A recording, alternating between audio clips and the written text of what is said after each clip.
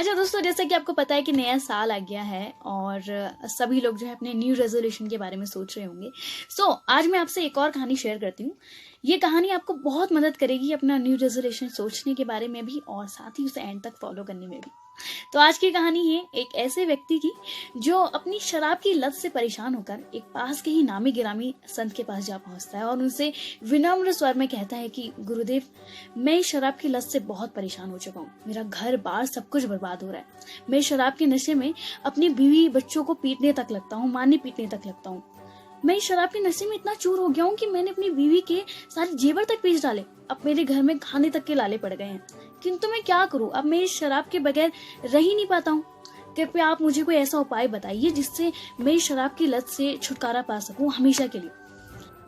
बाबा ने कहा कि बेटा, जब इस शराब से तुम्हें इतना नुकसान हो रहा है, इस व्यसन से तुम्हें इतना नुकसान हो रहा है, तुम्हारा घर बर्बाद हो रहा है, तो तुम इसे छोड़ क्यों नहीं देते? क्योंकि ये काम तो सिर्फ तुम ही कर सकते हो। व्यक्ति बोला कि बाबा, मैं शराब को छोड़ना तो चाहता हूँ, पर यही मेरे खून में कुछ इस कदर समा गई है कि मुझे छोड़ने का नाम ही नहीं ले रही है। बाबा ने हंसते हुए कहा कि बेटा, एक काम करना, कल तुम फिर से इसी टाइम पे आना और इसी समय पे आना। मैं तुम्हें कल बताऊंगा कि इस शराब से कैसे छुटकारा पाना।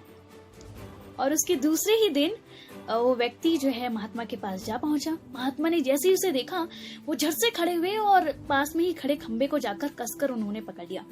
जब बहुत देर तक उस व्यक्ति ने महात्मा को इस दशा में देखा, तो पहले तो काफी देर तक चुप खड़ा रहा, लेकिन जब उसे रहा नहीं गया तो उसने बाबा से पूछ ही लिया कि बाबा, आपने बेकार में इस खंबे को क्यों पकड़ रखा है? आप इसे छोड़ क्यों नहीं देते? बाबा ने कहा कि बेटा, मैंने इस खंबे को नहीं, इस खंबे ने ही मुझे पकड़ रखा है, मेरे शरीर को पकड़ रखा है। मैं तो चाहता हूँ कि ये खंबा मुझे छोड़ दे। व्यक्ति बोला कि बाबा, मैं शराब जरूर पीता हूँ, लेकिन मैं इतना भी बेवकूफ नहीं हूँ। मुझे पता है कि आपने ही जानबूझकर इस खंबे को पकड़ रखा है। ये तो निर्जीव है, ये आपको क्या पकड़ेगी? अगर आप ठान लें तो आसानी से इस खंबे को छोड़ सकते हैं।